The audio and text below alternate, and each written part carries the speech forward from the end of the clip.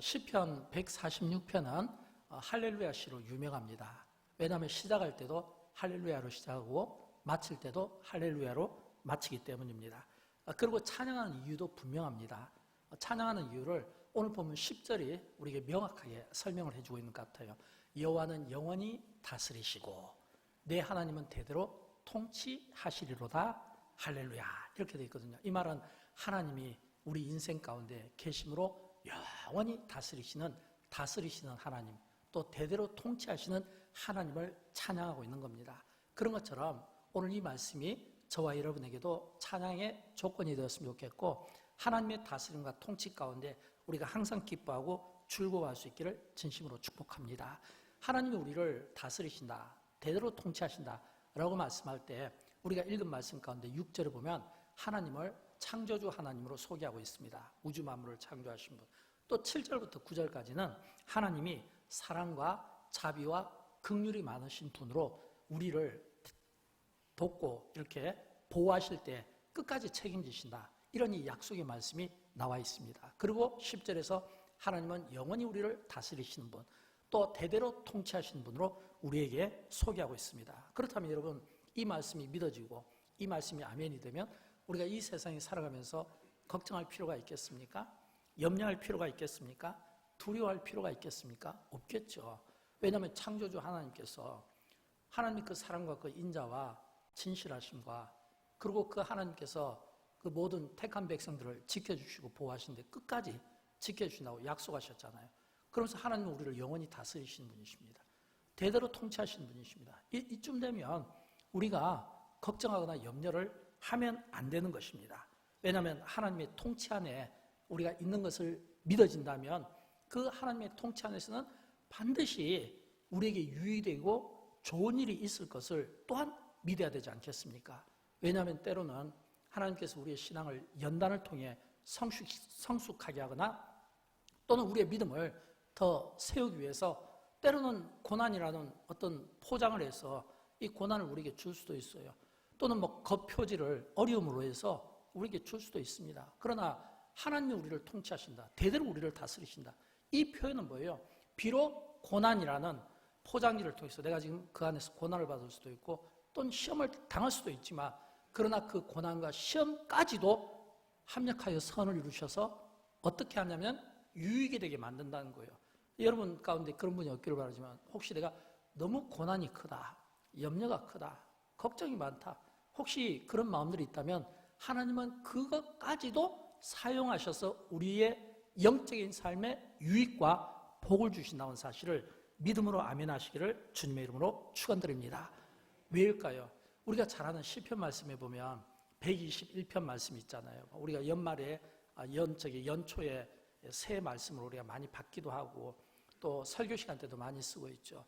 내가 눈을 들어 산을 보리라, 나의 구원이 어디에서 올꼬, 나의 구원은 천지를 지으신 하나님에게 서로이다. 그러면서 하나님이 우리를 지키시고 하나님이 우리를 졸지도 않고 주무시지도 아니하시고 우리를 보호하시고 의로운 팔로 우리를 붙들어 주시며 또 이 그늘이 되어 주시고, 이런 말씀들, 이 얼마나 우리에게 은혜가 됩니까? 또 특별히 이 시편 121편 마지막 8절에는 여호와께서 성도의 모든 출입을 지금부터 영원까지 지키시로다, 이렇게 되어 있거든요. 이게 하나님의 다스림입니다. 이게 하나님의 통치예요. 이 하나님의 통치와 이 다스림 속에 우리가 살아가고 있다는 겁니다. 그래서 우리에게는 믿음이 있어야 됩니다. 어떤 믿음요? 내가 하나님의 다스림 속에 있다, 내가 하나님의 통치 속에 있다. 이거를 믿으면 우리가 어떤 환경이나 조건 앞에서 당황할 일이 없잖아요. 왜 우리가 많은 경우 환경과 어떤 조건 앞에서 내가 불행하다, 내가 참 힘들다, 이런 이야기를 하게 될까요? 이런 이야기를 하게 되는 것은 그 환경과 그 조건이 나를 불행하게 만들 거라고 생각하는 생각 때문 아니겠습니까? 믿음은 뭐예요? 이 믿음이라는 것은 그런 생각을 뛰어넘는 거거든요. 우리 집사님이 기도하신 것처럼 참 세계 정세가 막 전쟁과 소용돌이 속에서 일어나면서 세계가 막 패권주의로 막 전쟁이 일어나고 있지만, 그러나 하나님은 그 위에서 계시는 분이라고 했잖아요. 그 위에서 일하시는 분이라고 했잖아요.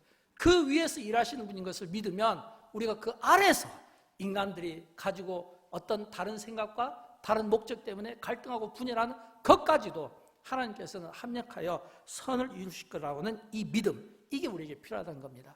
그러나 엄밀히 말하면 우리는 이 믿음이 있다고 이야기하지만 그러나 상황 앞에서 또 우리는 쉽게 주저앉아 버리는 겁니다. 왜냐하면 믿고는 싶은데 또 믿어지지 못하는 내 안에 또 나약한 이 본성이 우리 안에 있어서 이것 때문에 우리의 소망이 자꾸 꺾이는 경우가 참 많이 있다는 겁니다.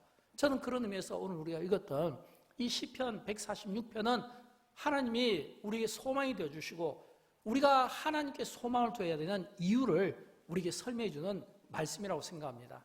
왜 우리가 하나님께 소망을 둬야 될까요? 하나님께는 능치 못할 일이 없으시잖아요. 6절에 보면 창조주 하나님으로 나와 있거든요. 또 뿐만 아니라 하나님은 우리가 요청하면 어디에서든 우리에게 나타나 주시고 함께 하시고 말씀하시고 또 우리를 인도해 주시는 하나님이시잖아요. 구약 성경을 통해서 계속해서 하나님께서 이스라엘 백성들을 광야 가운데서도 홍해바다 가운데서도 요단강 가운데서도 계속 하나님께서 하나님의 백성들을 지켜주시고 보호하시는 이런 말씀들을 우리가 기가 따갑게 듣지 않습니까? 왜일까요? 하나님은 우리를 아시니까요. 우리가 얼마나 약한가, 우리가 얼마나 양과 같은 존재인가, 그래서 목자 없이는 살 수 없는 인생인 것을 아시기 때문에 하나님의 관심은 항상 목자에게는 오직 양이 관심인 것처럼 하나님에게는 오직 우리가 관심인 겁니다. 세계 인구가 75억이라 할지라도 그 75억의 그 인구 가운데 나 한 사람에게 하나님은 관심을 가지고 있고 여러분 한 사람 한 사람에게 관심을 갖고 있다는 거예요. 왜요? 하나님은 영원히 우리를 다스리시고 대대로 우리를 통치하시는 분이시기 때문입니다. 그래서 우리는 소망의 하나님을 우리가 늘 바라봐야 됩니다. 그러면서 이 소망과 관련해서 우리가 놓아야 될 것과 버려야 될 것과 붙잡아야 될 게 있어요. 이 소망과 관련해서 우리가 버려야 될 것은 뭐냐면 헛된 소망입니다. 왜냐하면 소망 가운데는 헛된 소망도 있기 때문에 그렇습니다. 헛된 소망이 어떤 의미로 보면 약간의 유익은 주고 우리의 삶에 좀 의욕을 불러일으킬 수는 있습니다. 그러나 여러분 아셔야 될 거예요. 헛된 소망은 우리에게 약간의 유익은 줄 수 있고 행복할 수 있지만 반드시 실망할 때가 옵니다. 왜냐하면 이 헛된 소망의 특징은 잠재적 불안한 행복입니다. 잠재적 불안한 행복이라는 것은 시한폭탄 같은 겁니다. 두 가지로 구분할 수 있는데 헛된 신앙은 이 막연한 소망입니다. 막연한 소망. 예를 들어서 이 좀 사회가 좀 어렵다, 뭐 경제적으로 좀 어렵다, 뭐 위기다 이러면 사람들이 많이 찾아가는 곳이 있죠. 복권 사러 가잖아요. 로또 사러 가잖아요. 사실 이 로또는 이거 진짜 막연한 소망이거든요. 확률이 진짜 낮아요. 확률이 낮은데도 불구하고 왜 이런 걸 사십니까? 라면 그래도 확률은 낮지만 붙잡고 있으면 뭔가 좀 의지가 된다는 거예요. 이런 이 소망들을 우리가 버릴 수 있어야 되는 겁니다. 도박도 마찬가지잖아요.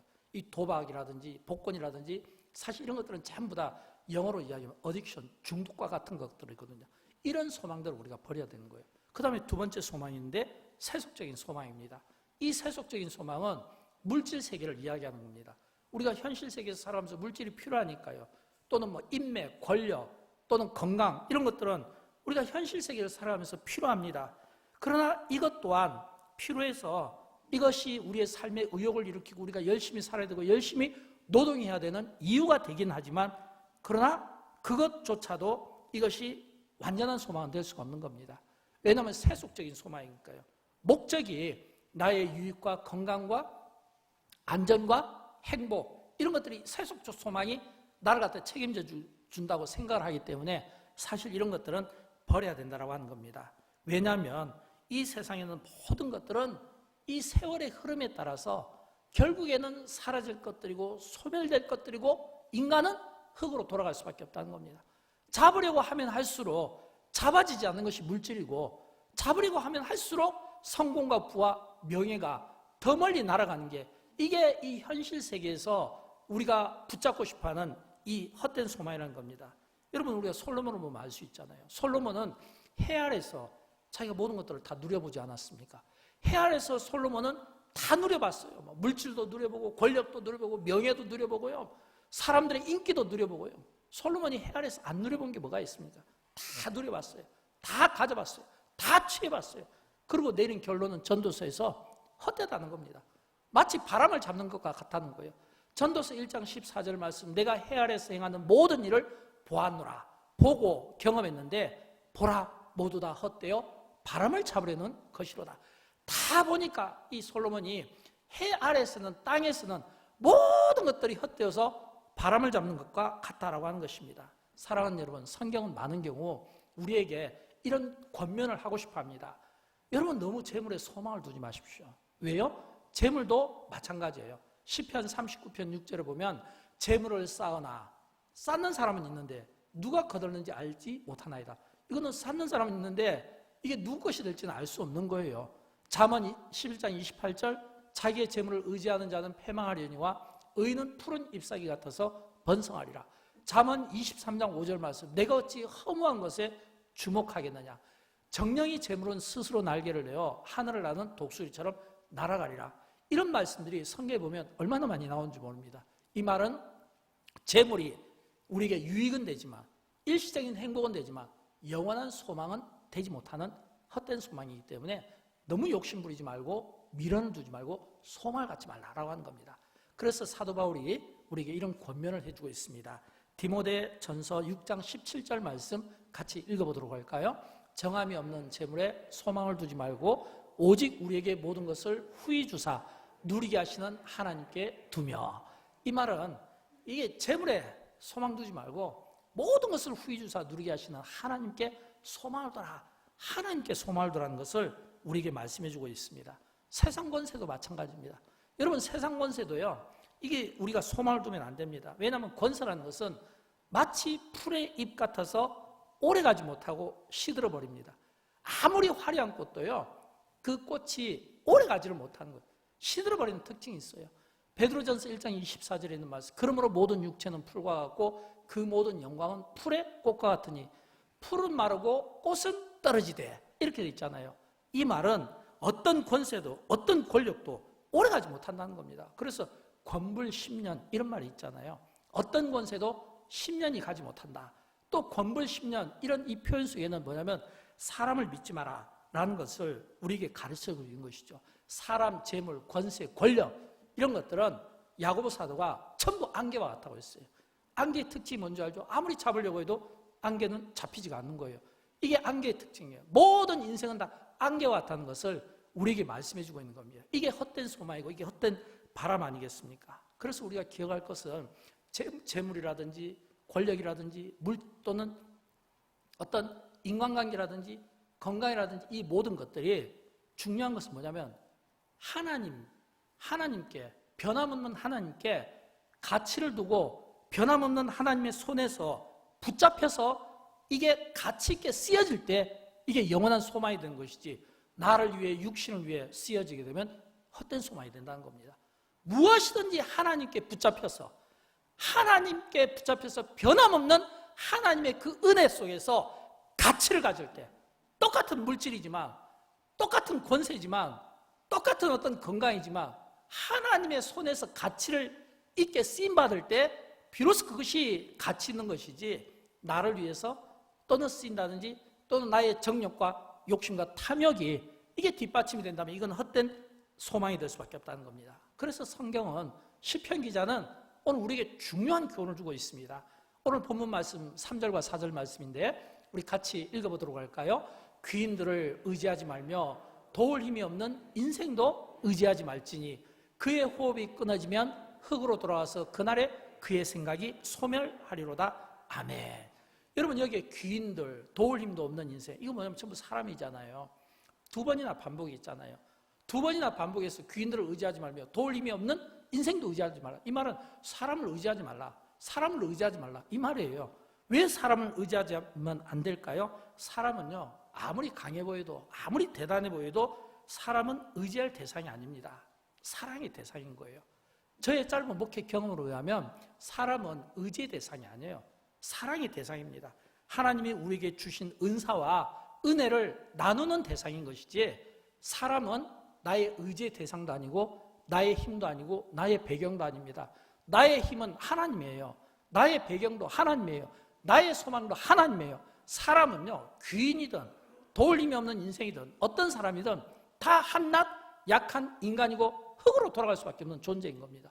그러므로 흙으로 돌아갈 수밖에 없는 연약한 존재라면 우리가 사람을 대할 때 어떤 마음을 가져야 될까요? 긍휼의 마음으로, 사랑의 마음으로, 뭐 좀 안 믿어지지만 믿어주는 겁니다.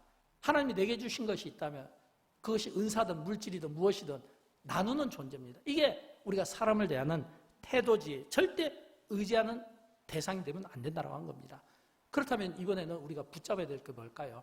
우리가 버려야 될 것이 헛된 소망이라면 우리가 반드시 붙잡아야 될 것, 참된 소망입니다. 참된 소망. 오늘 본문 5절에 보면 이런 말씀 나와요. 야곱의 하나님을 자기의 도움으로 삼으며 여호와 자기 하나님에게 자기의 소망을 둔 자는 복이 있도다. 하나님께 소망을 둔 자는 복이 있는데 자기의 무려 3번이나 강조되어 있습니다. 이 자기 무슨 말일까요? 하나님과 나와의 이 관계를 이야기하는 겁니다. 하나님과의 나와의 이 관계가 어떤 관계냐면 1대1로 관계하는 관계가 돼야 된다는 겁니다. 그러니까 이 말을 바꿔 이야기해서 야곱의 하나님을 나의 도움으로 삼으며 여호와 나의 하나님에게 나의 소망을 둔 자는 복이 있도다.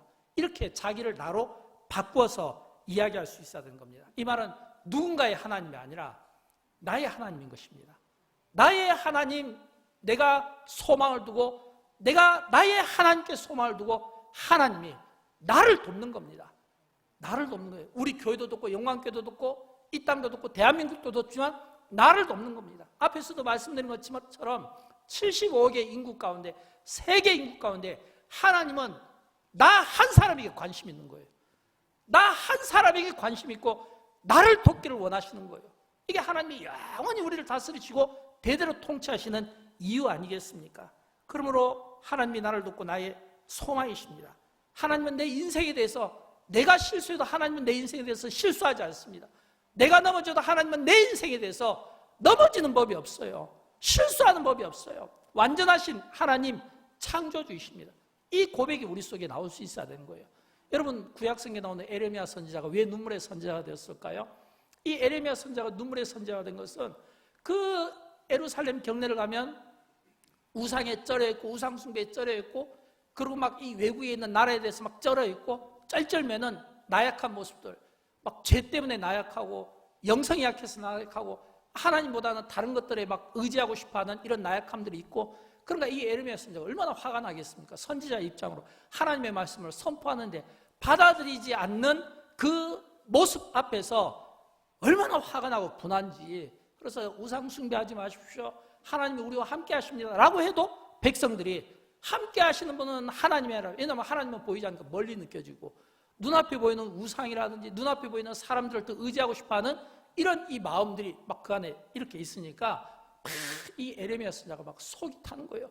우리가 소망을 하나님께 둬야 됩니다. 우리가 의지할 분은 하나님이십니다. 하나님이 이 땅을 지키실 겁니다. 하나님의 약속을 믿으십시다. 안 되니까 눈물로 막 흘려서 호소한 거예요. 그래서 붙여진 별명이 눈물의 선지자 아니겠습니까? 저는 그런 의미에서 우리가 하나님께 소망을 둔다는 의미는 하나님이 우리 인생에 대해서 어떤 일을 하시는가를 우리가 볼 수 있어야 되지 않겠습니까? 그것이 확인되면 우리가 더 하나님께 소망을 두고 우리의 믿음을 더 단단하게 키워나가지 않겠습니까? 오늘 시편에 보면 야곱의 하나님께 소망을 두라는 말씀이 나와요. 야곱의 하나님. 저는 이 시편을 묵상하면서 왜 갑자기 하나님께서 야곱의 하나님을 이 시편에서 본문에서 끄집어내었을까? 왜 야곱의 하나님을 자기의 도움으로 삼으라 라고 했을까요? 여러분, 야곱이 누굽니까? 야곱은 흠이 많잖아요. 실수가 많잖아요. 거짓말이 많잖아요.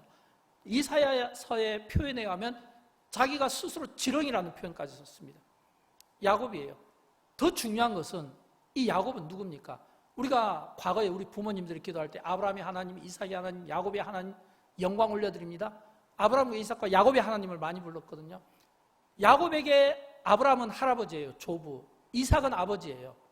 근데 아브라함과 이삭과 비교해 볼 때 이 야곱이 믿음의 반열에 들어갔다는 게 이게 참 우리가 볼 때는 의아할 수밖에 없잖아요. 아브라함은 믿음의 조상이고 또 이삭도 순종의 사람이고 거기에 비해서 야곱은 인격적인 결함이 많은 사람입니다. 막 거짓말해서 막 형의 장자권을 막 빼앗아가고요. 그의 삶을 보면 굉장히 자기 중심적이에요. 그런데 왜 야곱의 하나님을 도움 삼아 하나님께 소망을 두라는 이런 말씀을 하게 되었을까라고 하는 겁니다. 어떻게 보면 이 야곱의 삶의 모습에서 우리를 보게 되는 겁니다. 여러분, 우리가 그렇잖아요. 우리가 야곱을 보면서 우리가 딱 비교해 보면 아브라함과 이삭보다는 야곱이 좀 더 우리에게 가깝지 않을까요? 실수도 하고 넘어지기도 하고 속이기도 하고 뭔가 자기 중심적이잖아요. 하나님을 이야기하고 하나님의 뜻을 이야기하지만 결국은 자기 생각이잖아요. 자기 뜻이 중요하거든요. 자기 생각이 중요하거든요. 이건 뭐냐면 내려놓지를 못하는 거예요. 그렇다면 우리가 아브라함의 삶입니까? 이삭의 삶입니까? 라고 했을 때 목사님 그래도 야곱이 좀 더 저하고 가까운 것 같아요. 이런 정직한 고백들이 나오지 않겠습니까? 근데 중요한 것은 야곱의 하나님라고 이야기할 때 이 야곱이 누구냐면 아브라함과 이삭과 야곱 할 때는 아브라함과 맺은 그 언약을, 이삭과 맺은 그 언약을, 야곱과 맺은 그 언약을 하나님이 끝까지 지켜주신다는 거예요.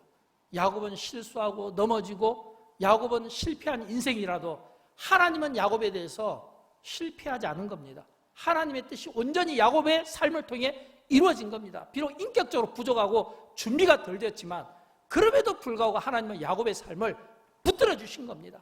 하나님은요, 우리 인생에 대해서 선택하시고 택함 우리가 하나님께 받게 됐을 때 하나님께 택함 받은 그 순간부터 하나님은 우리의 인생을 이끌어 가시는 거예요. 때로는 고난이라는 포장지를 통해서, 때로는 어려움이라는 포장지를 통해서, 때로는 우리에게 어떤 막 피곤함이라는 이런 포장지를 통해서, 때로는 우리가 막 넘어지고 출렁거리고 막 힘든 가운데 있지만, 그러나 그 가운데서도 하나님은 우리에게 소망의 하나님을 바라보게 하시며, 내가 넘어졌지 하나님은 내 인생에 대해서 실패한 게 아니고, 내가 실수한 거지 하나님은 내 인생에 대해서 여전히 관심을 가지시고 우리로 하여금 깨닫게 하실 목적으로, 연단을 주실 목적으로, 우리의 믿음과 성숙을 키울 목적으로 계속해서 하나님은 우리의 삶을 이끌어가고 계신다는 것을 우리가 볼 수 있어야 된다는 겁니다. 사랑하는 여러분, 우리 가운데 때로는 어려운 분들이 있죠.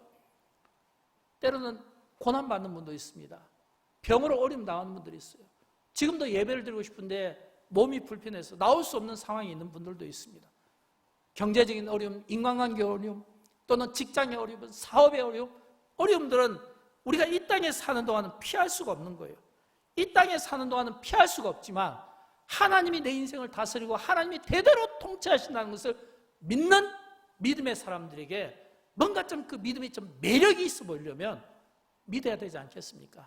내가 설령 믿어지지 않는 상황이라 할지라도 믿어야 되지 않겠냐는 거예요. 여러분, 내가 예수를 잘 믿는다, 믿음이 좋다, 이거는 하나님 보시기에 저 아무개 집사님, 아무개 성도님, 저 영광교회 다니는 아무개 성도 정말 믿음이 좋네, 뭔가 잘 믿는 사람에 대해서 하나님이 보실 때 매력 있게 우리의 인생을 살펴보시지 않겠냐는 거예요.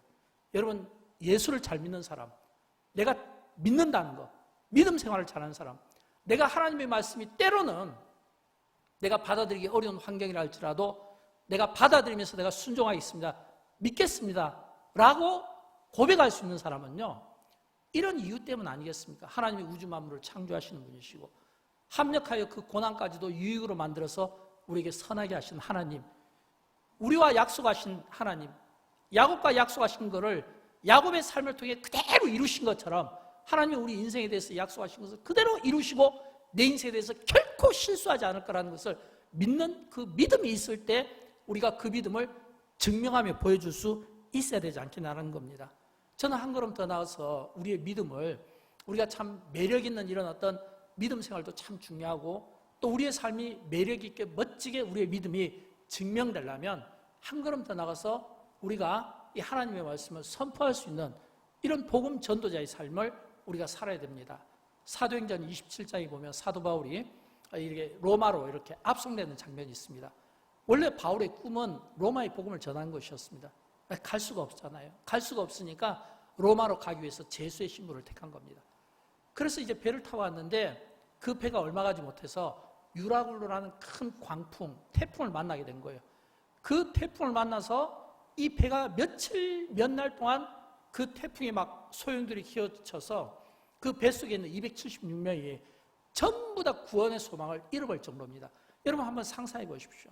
바다 한가운데 풍랑이 막 일어납니다. 막 배가 이리저리 막 흔들리고 사람들이 앞으로 뒤로 넘어지고 물건들이 막 떨어지고 물이 막 다 없어지고 막 이게 대낮에도 날씨가 흐리면, 지금도 밖에 비 오니까 흐리잖아요, 창문이.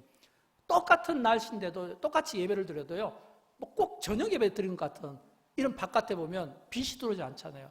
조금 비가 와도 이 정도인데 한 성경 말씀을 한번 볼까요? 사도행전 27장에 보면 어떤 상황인지 20절부터 21절까지를 한번 같이 읽어봅니다. 여러 날 동안 해도 별도 보이지 아니하고 큰 풍랑이 그대로 있음에 구원의 여망마저 없어졌더라. 오래 사람이 오래 먹지 못하였음에. 여러분, 이쯤 되면 거의 절망적이지 않습니까? 해도 보지 않고 별도 보이지 않는다는 거예요.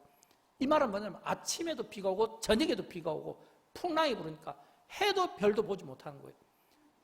여러 사람이 오랫동안 먹지 못하고 이쯤 되면 뭐 구원의 소망도 없고 절망적이지 않겠냐 이거예요. 그런데 이런 절망적인 상황에서 한 사람 사도 바울이 그 절망적인 상황 속에서 딱 뱃머리 중앙에 올라가서 사람들에게 외칩니다. 여러분 안심하십시오. 여러분 안심하십시오. 이제는 안심해도 됩니다. 하나님이 내게 말씀하셨습니다. 라고 선포한 거예요. 사도행전 27장 22절부터 25절까지 같이 읽어봅니다. 내가 너희를 권하노니 안심하라. 너희 중 아무도 생명에는 아무런 손상이 없겠고 오직 배뿐이리라. 내가 속한 바 내가 섬기는 하나님의 사자가 어젯밤에 내 곁에 서서 말하되 바울아 두려워하지 말라. 내가 가이사 앞에 서야 하겠고 또 하나님께서 너와 함께 항해하는 자를 다 내게 주셨다 하였으니 그러므로 여러분이요 안심하라. 나는 내게 말씀하신 그대로 되리라고 하나님을 믿노라. 아멘. 여러분 이게 믿음 아니겠습니까? 이게 믿음이 이런 이 바울의 이 믿음은 진짜 매력 있는 믿음 아니겠습니까? 하나님이 바울을 보실 때 바울의 믿음을 보면 칭찬하고 싶지 않겠습니까? 왜요? 풍랑 가운데서 똑같이 해도 보지 못하고 별도 보지 못하고 똑같이 먹지도 못하고 똑같이 멀미했다면 똑같이 바울도 당하는 고통이에요. 그러나 그 고통 가운데 바울에게는 무엇이 있었습니까? 하나님의 말씀이 있었어요. 하나님의 말씀을 들은 겁니다. 앞에서 여호와께 소망을 둔 자는 자기 했잖아요. 이 말은 우리가 똑같이 신앙생활 할 때 예를 들어서 1대 다수로 제가 설교를 하면 여러분이 함께 회중으로서 듣잖아요. 그러나 여러분이 또 혼자 말씀을 붙잡고 기도하면서 1대1로 교제하는 거예요. 인격적인 교제를 하는 거예요. 말씀하시는 하나님의 그 음성을 여러분이 듣기도 하고 또 말씀하시는 그 하나님의 그 음성을 또 다른 사람에게 전할 수도 있는 이런 영적인 이 관계, 이게 믿음의 사람이고 이런 믿음의 매력이 있을 때 그 한 사람이 그 선포가 여러분 이제는 안심하십시오. 하나님이 내게 말씀하셨어요. 이제는 안심해도 될 것 같아요. 라고 했을 때 276명의 사람이 한 명도 다치지 않고 전부 다 살아나게 되었다라고 한 것입니다. 사랑하는 여러분, 이 세상을 한번 둘러보십시오. 참된 소망이 있습니까? 영원히 후회하지 않을 참된 소망을 발견하십니까? 여러분, 이 세상은 참된 소망이 없어요. 그 어디에도 없어요. 물질이 우리에게 소망이 되지 못해요. 권력이 우리에게 소망이 되지 못해요. 솔로몬의 그 고백처럼 해 아래서는 모든 것이 헛되고 풀은 마르고 꽃은 시들어버린 것처럼 인생은 흙으로 돌아가게 되는 것이고 재물이라든지 명예 같은 거, 권력 같은 건 다 날아가는 겁니다. 잡을 것 같지만 안개처럼 잡고 싶어도 잡혀지지 않는 게 이게 인생인 거예요. 그러므로 이 세상에서는 참된 소망이 있을 수가 없는 겁니다. 그럼 여러분, 이 참된 소망을 우리가 어디에서 만나야 될까요? 하나님에게서 만나야 되지 않겠습니까? 하나님에게서 이 참된 소망을 만나야 되잖아요. 땅의 것만 보고 사람만 보고는 볼 수가 없는 겁니다. 그럼에도 불구하고 우리는 많은 경우 우리가 하나님을 믿노라 고백하고 하나님을 믿습니다 라며 믿음의 고백을 하면서도 불구하고 여전히 우리 안에 믿어지지 않는 마음들, 하나님이 있는 것 같은데 눈앞에 있는 우상을 하나님처럼 모시고 살고 싶어하는 이런 연약함이 있는 겁니다. 그래서 어떻게 해서든지 물질에다가 줄을 매고 싶어합니다. 권력에다가 줄을 매고 싶어해요. 사람의 어떤 명예에다가 줄을 매고 싶어하고 인기에다 줄을 매고 싶어하고 뭔가 세상과 줄을 맺고 싶어하고 내가 이 줄이 나를 지켜줄 거라고 생각하는 이런 헛된 소망 속에서 우리가 살아가고 있다고 하는 것입니다. 우리의 삶이 좀 어렵고 힘들더라도 우리가 소망할 분은 오직 하나님 한 분이신 것을 믿으시기 바랍니다. 저는 설교를 준비하면서 또 이렇게 제가 묵상하면서 늘 고민하는 게 그거예요. 왜 이렇게 교회가 힘을 잃어가고 있을까? 왜 이렇게 교회가 영향력을 잃어가고 있을까? 많은 경우 목사님들 모임도 많고 성도님들 모임도 많고 기도 모임도 많고 말씀 모임도 많고 성경 공부 모임도 많고 다 들어보면 좋은 이야기고 의로운 이야기인 것 같은데 왜 이렇게 힘을 잃어가고 있을까? 왜 이렇게 영향력을 잃어가고 있을까? 이런 생각을 참 많이 해봅니다. 원인이 어디에 있을까? 그러면서 에베소서를 보면 이런 생각을 해봅니다. 여러분이 에베소서를 보면 요한계시록에 보면 2장에 에베소 교회가 나오잖아요. 처음에는 칭찬받은 교회입니다. 근데 나중에는 책망받았어요. 처음에는 칭찬받았던 에베소 교회가 왜 나중에는 책망받았을까요? 그 교회가 칭찬받은 것과 책망받은 것은 이유가 똑같습니다. 사랑과 행위예요. 첫사랑, 행위, 이게 좋았을 때는 에베소 교회가 칭찬을 받은 거예요. 근데 그 교회가 첫사랑을 잃어버렸다는 거예요. 행위를 잃어버렸다는 거예요. 이 말은 그들이 선한 일을 하지 않았다는 거 있죠. 그래서 그 교회가 책망받게 된 겁니다. 우리가 어렵게 생각할 게 아니고 교회가 힘이 없다, 영향력이 없다, 건물은 크고 화려한데 물질은 많은데 왜 영향력이 없을까요? 원인을 분석하고 원인을 찾아보면 주님이 에베소 교회를 향하여 처음에는 칭찬했는데 에베소 교회가 책망받은 것은 첫사랑을 잃어버렸다는 겁니다. 이 말은 처음에 가졌던 그 주님과의 그 인격적인 1대1의 이 관계가 사라져버렸다는 거예요. 또 뿐만 아니라 행위를 잃어버렸다. 처음에 가졌던 그 순수한 마음과 가졌던 그런 뜨거운 열정들이 지금은 배부름으로 또는 어떤 넉넉함으로 다 잃어버려서 교회의 본질적인 이런 어떤 희망들을 이 끈을 놓게 되는 겁니다. 서로 탓하는 거 좋아하고 가르치는 거 좋아하고 책망하는 거 좋아하고 훈계하는 거는 좋아해도 솔선수범해서 예수 그리스도의 그 긍휼의 마음을 실천하고자 하는 이런 사랑과 이 행위가 에베소 교회에서 보이지 않게 되더라라고 하는 겁니다. 그러니까 우리는 교회가 왜 이렇게 힘이 없을까? 왜 이렇게 가정이 힘이 없을까? 왜 내가 이렇게 힘이 없을까? 라고 했을 때 원인을 찾아보면 되잖아요. 내가 왜 힘이 없을까? 왜 우리 가정이 힘이 없을까? 왜 우리 교회가 힘이 없을까? 영향력이 없을까? 라고 했을 때 그 원인을 찾아보면 원인이 나오지 않겠나라고 하는 겁니다. 저는 그 원인을 다른 데서 찾지 말고 우리 마음의 상태에서 찾으면 좋겠어요.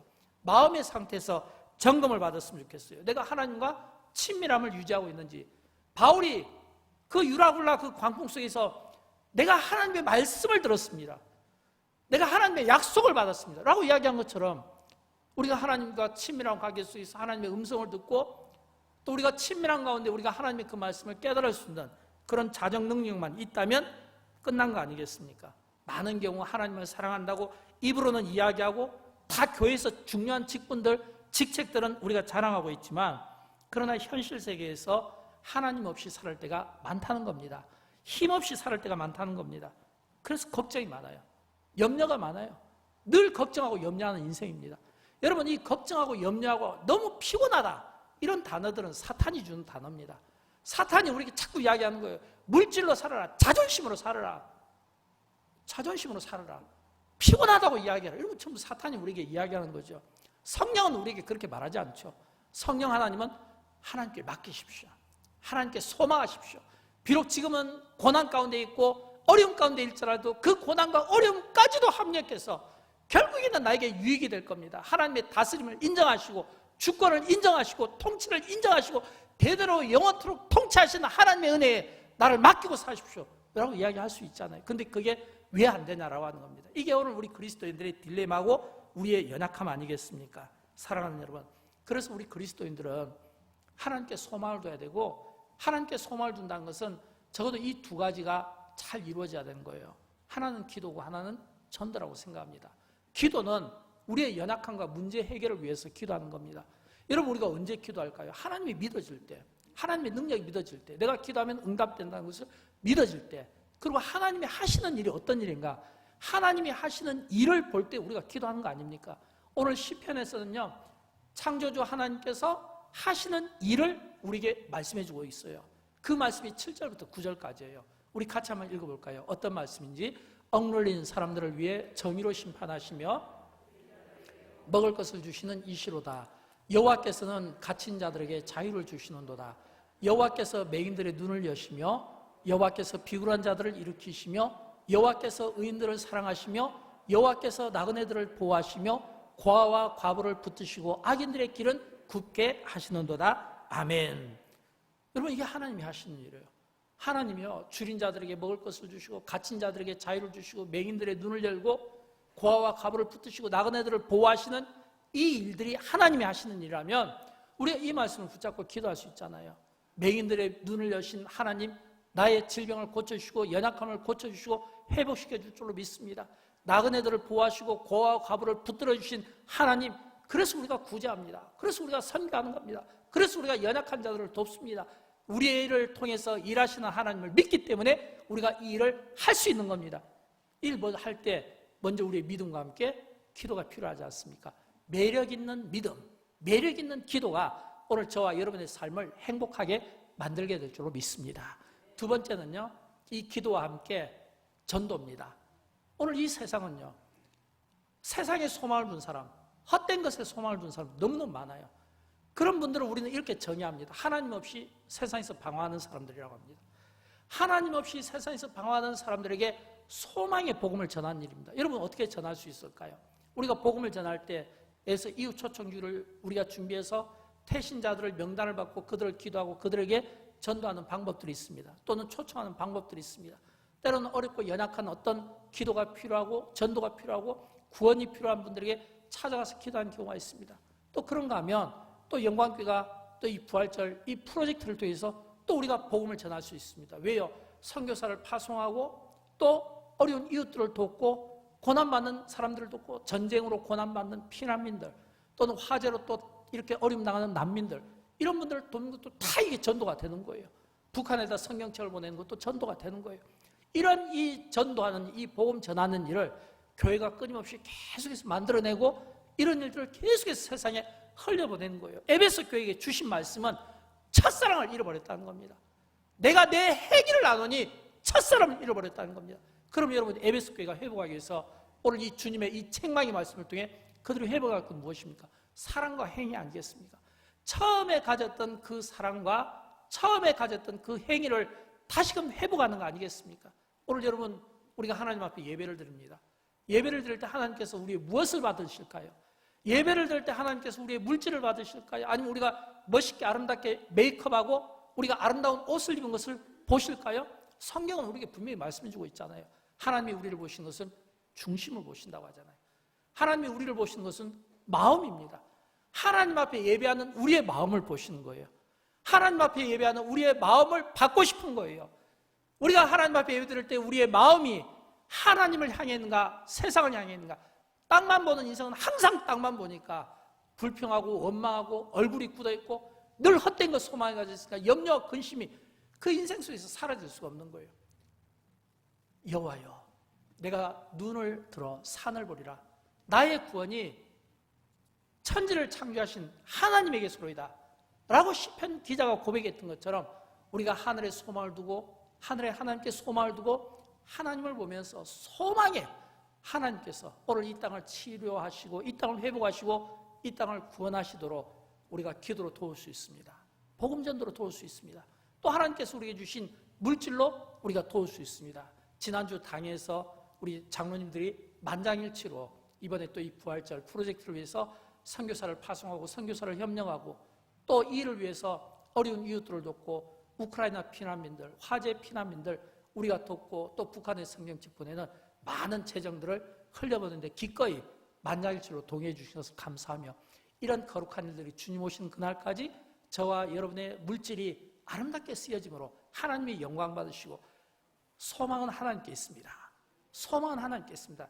소망이 하나님께 있습니다. 이걸 우리가 선포할 수 있는 믿음의 행위들이 있기를 주님의 이름으로 축원드립니다. 우리 함께 일어나실까요? 함께 일어나셔서 찬양할 때 예수 열방의 소망 이 찬양으로 함께 영광을 올려드리도록 하겠습니다.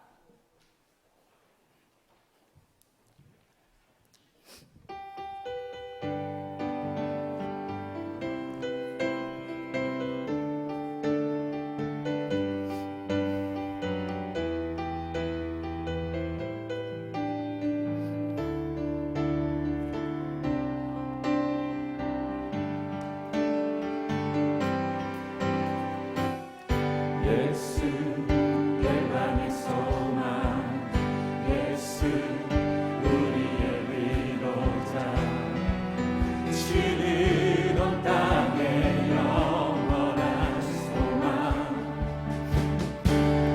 예수 어둠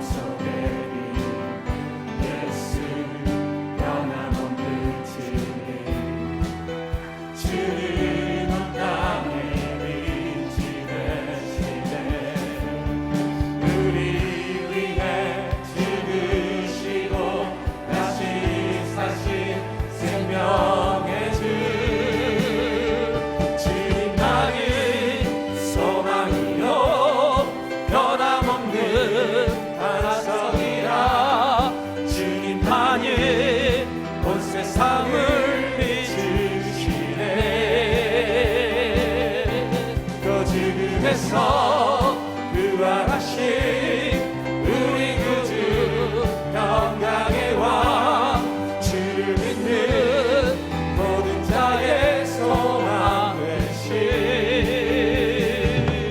주를 믿네 주님만이 소망이요